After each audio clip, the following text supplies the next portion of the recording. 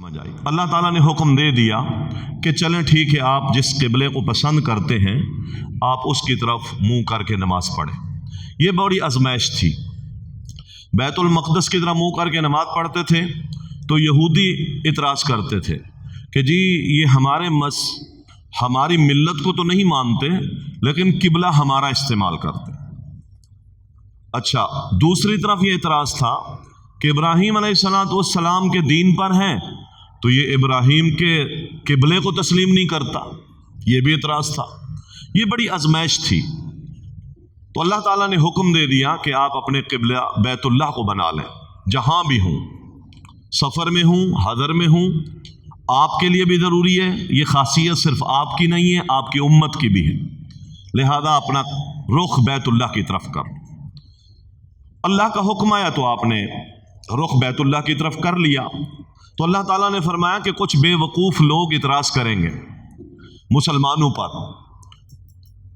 حکم بدل گیا کہ دیکھیں جی کل مسلمان ادھر منہ کر کے نماز پڑھتے تھے، آج ایک حکم ادھر آ گیا، تو وہ سیدھے سادے مسلمانوں کو اشکالات میں الجھائیں گے۔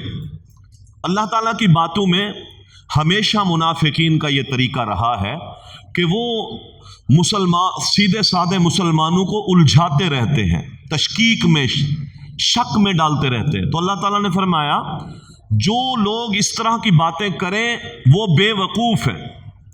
اللہ کا حکم ہے، اللہ کی حکمت ہے، یہ مشرق بھی اللہ کی ہے، مغرب بھی اللہ کی ہے۔ اللہ جس سمت جس کو چاہے حکم دے دے، اللہ تعالیٰ کی منشا اور اس کی حکمت ہے، لہذا بے وقوف اعتراض بھی کریں تو کوئی بات نہیں۔ ہم نے اس قبلے کو تبدیل کیوں کیا؟ ہم اس لیے یہ دیکھنا چاہتے ہیں کہ جدھر ہم نبی کو پھیریں ان میں سے مسلمانوں میں کون لوگ ہیں جو نبی کی پیروی کرتے ہیں۔ مسلمانوں کی چیکنگ ہے، اللہ کا حکم مسلمانوں کی چیکنگ ہوتا ہے، یاد رکھیں۔ کچھ لوگ اس میں سے بعض دفعہ حکمتیں نکالتے ہیں اور بعض دفعہ حکمتیں نہ نکلیں تو پھر اس حکم کو وہ حیثیت نہیں دیتے، یہ بالکل غلط بات ہے۔ اللہ تعالیٰ کا فرمان ہے جو بھی اللہ حکم دے دے اس کی حکمت سمجھ آئے نہ آئے، عقل میں وہ بات آئے یا نہ آئے، مجھے اور آپ کو تسلیم کرنی ہے، اعتراض نہیں کرنا، حکم کو ماننا ہے۔ تو یہ بات اللہ تعالیٰ نے بیان فرما دی۔ اب اللہ تعالیٰ نے اسی کے ضمن میں آگے صبر کا تذکرہ کیا ہے۔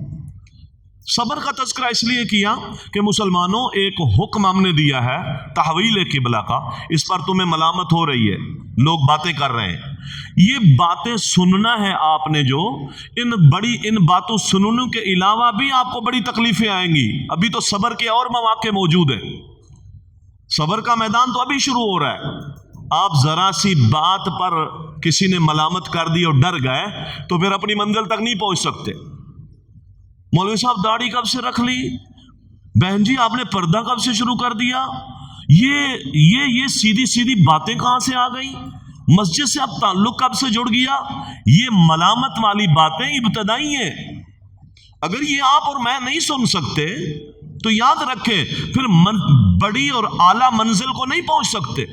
اللہ تعالیٰ نے بھی یہ بات سمجھائی کہ ہم نے اس قبلے سے آپ کو اس قبلے کی طرف پھیر دیا، لوگ آپ کو ملامت کریں گے، لہذا خیال کرنا ملامت پر آپ نے صبر کرنا ہے۔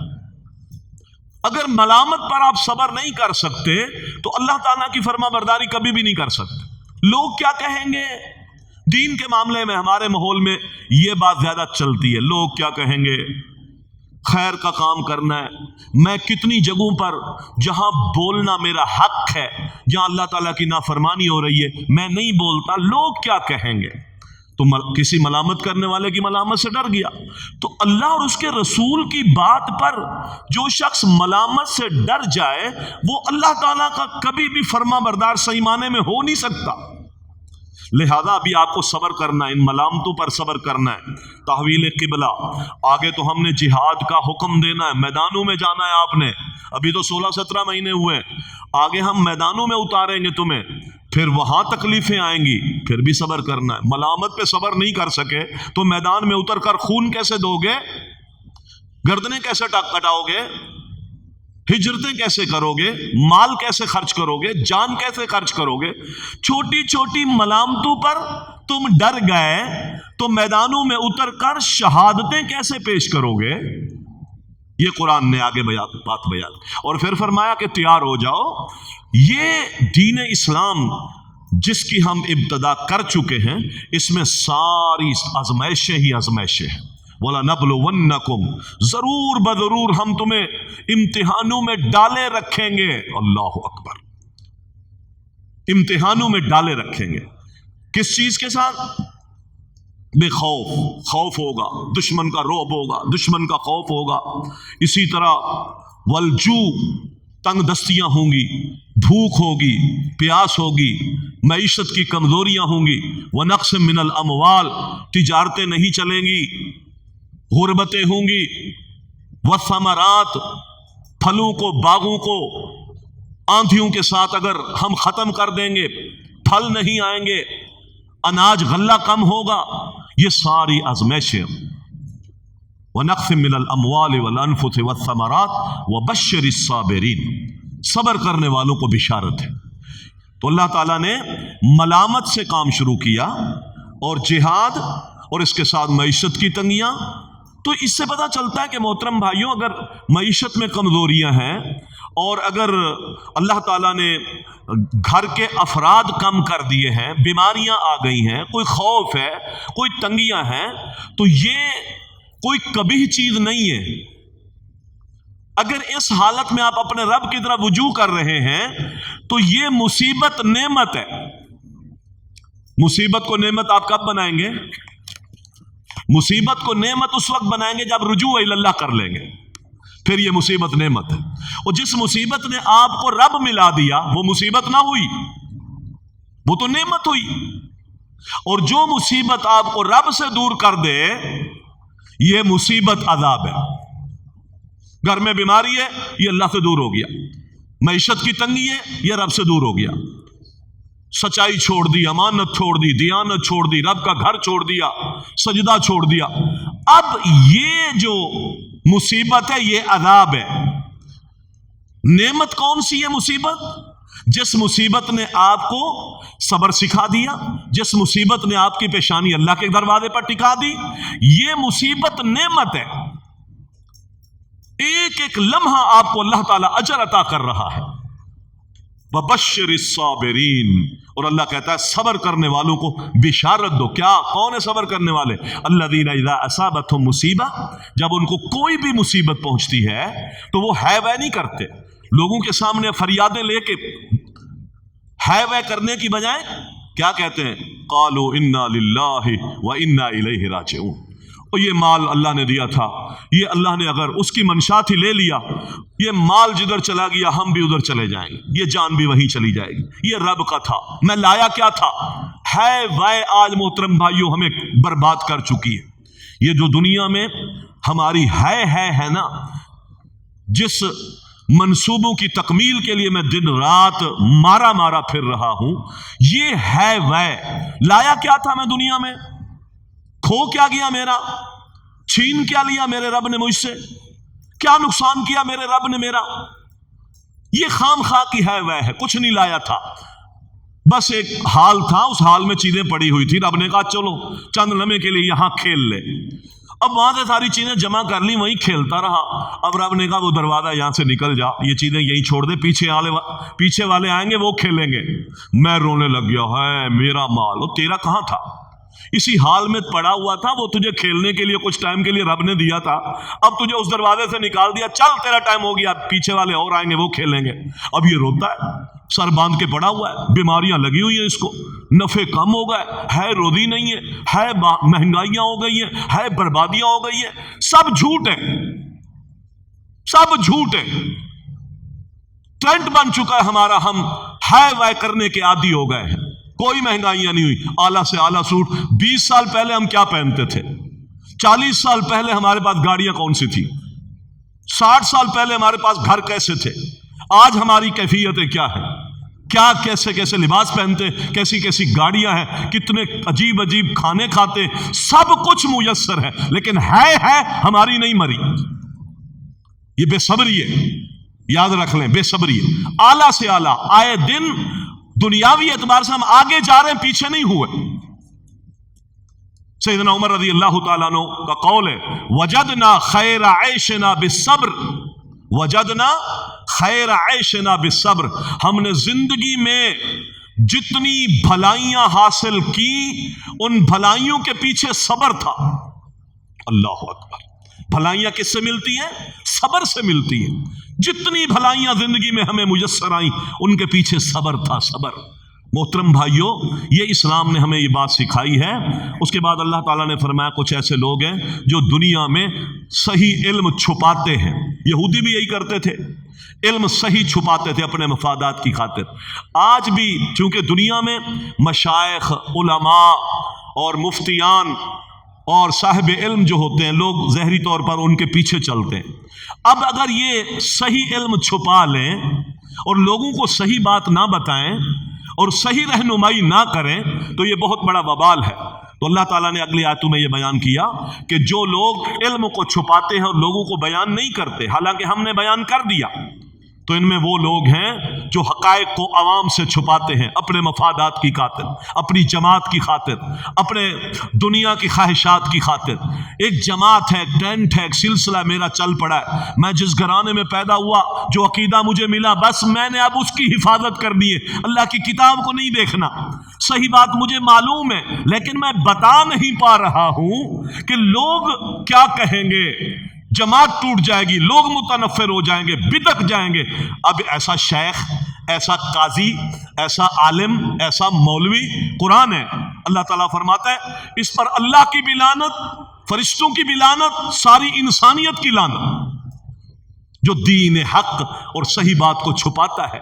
नबी अलैहिस्सलातु वस्सलाम की हदीस है, मन सुइला अन इल्मिन, किसी शख्स से किसी बात के बारे में पूछा गया कि जी हजरत साहब इस बारे में कुरान की, हदीस की दलील क्या है, इसका सही मसला क्या है, फ़क़तमहू, उसने किसी बुनियाद पर वो बात छुपा दी।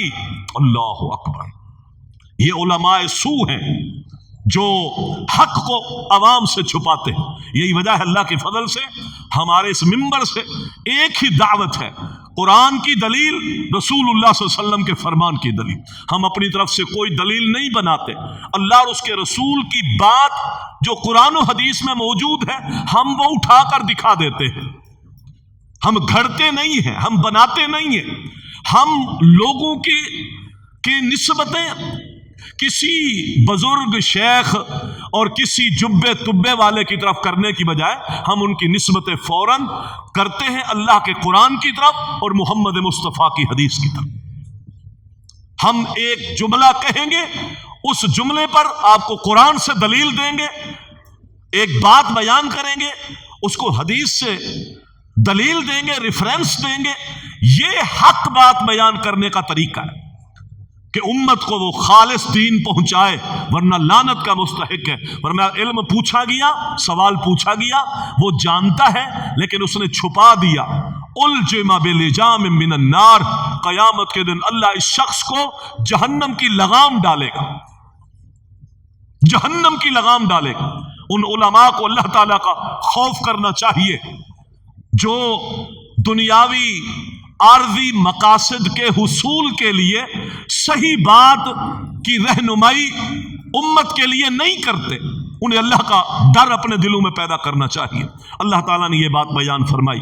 आगे अल्लाह ताला ने तौहीद के दलाइल बयान किए, ज़मीन व आसमान का मुख्तलिफ होना, हवाओं का चलना, आसमानों के बीच में बादलों का मुसख्खर होना, बारिशों का बरसाना, समंदर के अंदर कश्ती का चलना। बताओ ये सारे निज़ाम कौन चला रहा है? फरमाया अल्लाह ताला चला रहा है। इसलिए क़यामत के दिन बहुत सारे पीर अपने मुरीदों से बरात का इजहार करेंगे।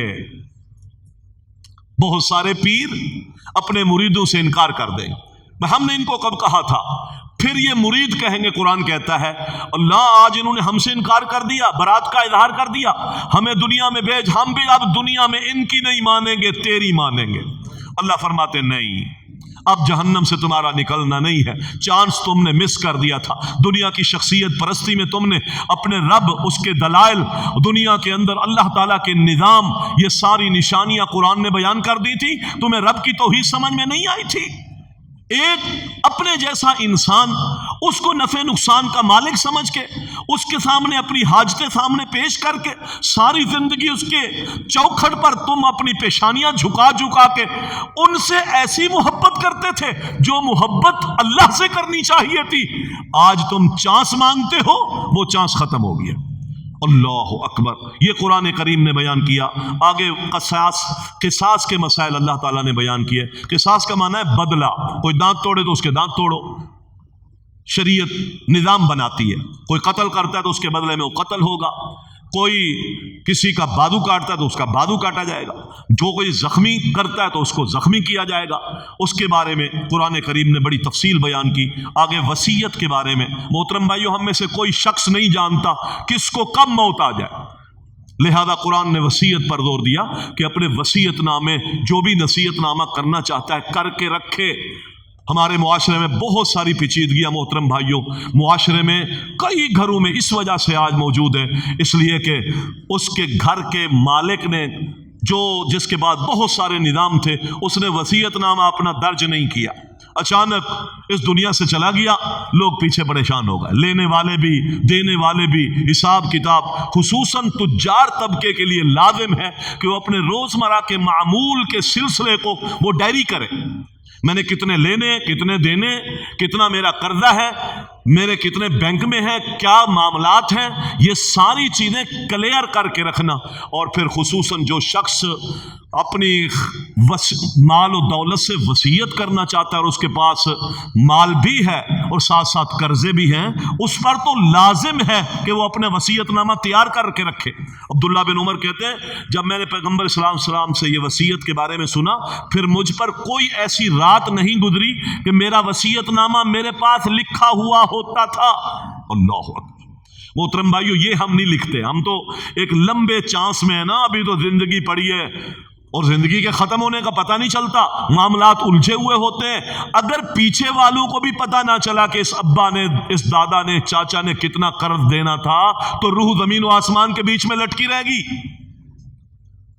قرضہ کبھی معاف نہیں ہوتا۔ لہذا سارا کچھ وضاحت کریں، لکھیں، ایک ایک چیز کو کلیئر کریں، ہر چیز کو بتا کے رکھیں تاکہ معاملات پیچھے دنیا کے آسان رہے۔ ایک بات۔